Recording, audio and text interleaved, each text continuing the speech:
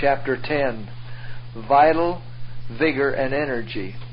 God has provided us with constitutional force which will be needed at different periods of our life. If we recklessly exhaust this force by continual overtaxation, we shall sometime be losers.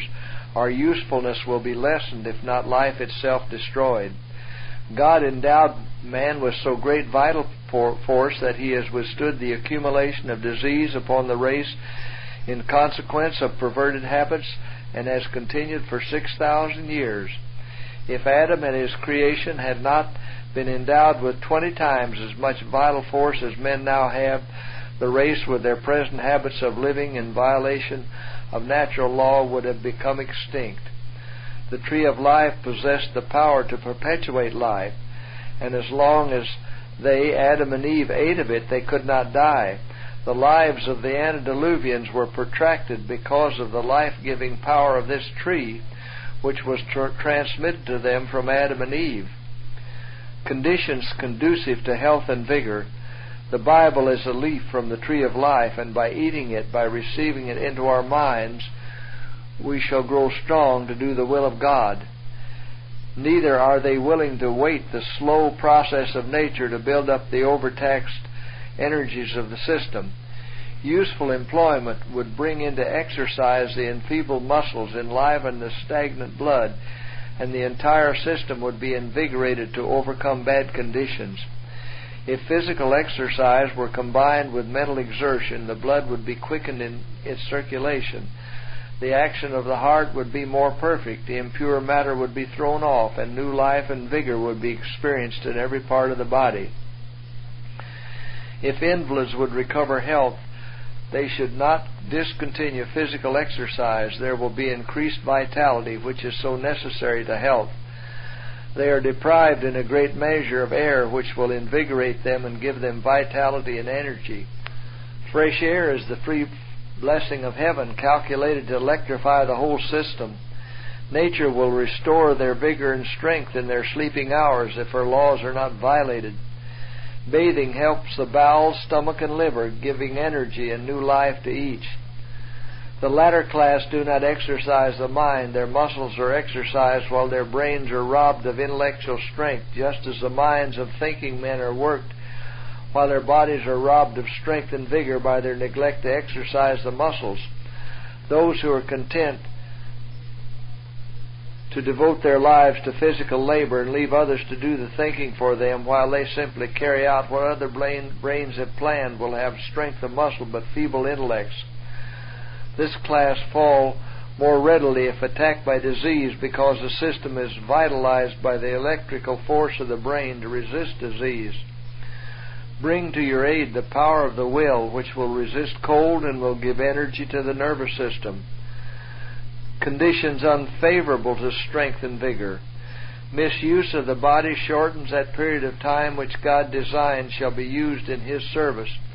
By allowing ourselves to form wrong habits, by keeping late hours, by gratifying appetite at the expense of health, we lay the foundation for feebleness. By neglecting to take physical exercise, by overworking mind or body, we unbalance the nervous system. Those who thus shorten their lives by disregarding nature's laws are guilty of robbery before God. Those who make great exertions to accomplish just so much work at a given time and continue to labor when their judgment tells them that they should rest are never gainers. They are living on borrowed capital. They are expending the vital force which they will need at a future time. And when the energy they have so recklessly used is demanded, they fail for want of it. If all the hours of the day are well improved, the work extended into the evening is so much extra, and the overtaxed system will suffer from the burden imposed upon it. I have been shown that those who do this often lose much more than they gain, for their energies are exhausted and they labor on nervous excitement. They may not realize any immediate injury, but they are surely undermining their constitution.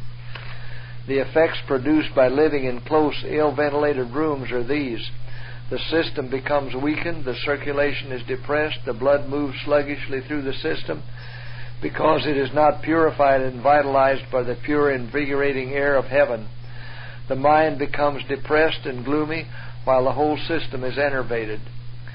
Doubt, perplexity, and excessive grief often sap the vital forces and induce nervous diseases of a most debilitating and distressing character. Unhealthful habits of eating are injuring thousands and tens of thousands. Food should be thoroughly cooked, neatly prepared, and appetizing. I do not approve of eating much cold food for the reason that the vitality must be drawn from the system.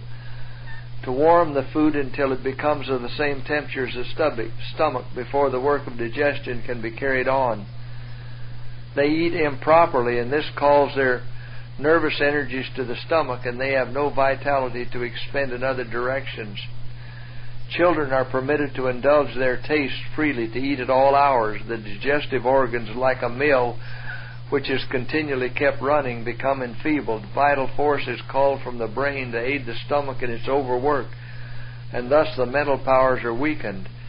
The unnatural stimulation and wear of the vital forces make the children nervous, impatient of restraint, self-willed, and irritable. They closely apply their minds to books and eat the allowance of the laboring man. Under such habits, some grow corpulent because the system is clogged. Others become lean, feeble, and weak because their vital powers are exhausted in throwing off the excess of food. This is the way you treat the stomach. It is thoroughly exhausted, but instead of letting it rest, you give it more food and then call the vitality from other parts of the system to the stomach to assist in the work of digestion. The poor, tired stomach may complain of weariness in vain. More food is forced upon it, which sets the digestive organs in motion again to perform the same round of labor through the sleeping hours. In the morning there is a sense of languor and loss of appetite. A lack of energy is felt through the entire system. And what influence does overeating have upon the stomach? It becomes debilitated, the digestive organs are weakened, and disease with all its train of evils is brought on as the result. If persons were diseased before, they thus increase the difficulties upon them and lessen their vitality every day they live. They call their vital powers into unnecessary action to take care of the food that they place in their stomachs. Those who are excited, anxious, or in a great hurry would do well not to eat until they have found rest or relief, for the vital powers, already severely taxed, cannot supply the necessary gastric juice. She should not call vitality unnecessarily to the surface to supply the want of sufficient clothing. Everywhere you may look, you will see pale, sickly, careworn, broken down, dispirited, discouraged women. They are generally overworked and their vital energies exhausted by frequent childbearing. Children who are robbed of that vitality which they should have inherited from their parents should have the utmost care. Secret indulgence is, in many cases, the only real cause of the numerous complaints of the young. This vice is laying waste the vital forces and debilitating the system. Sick people who take these drug poisons do appear to get well.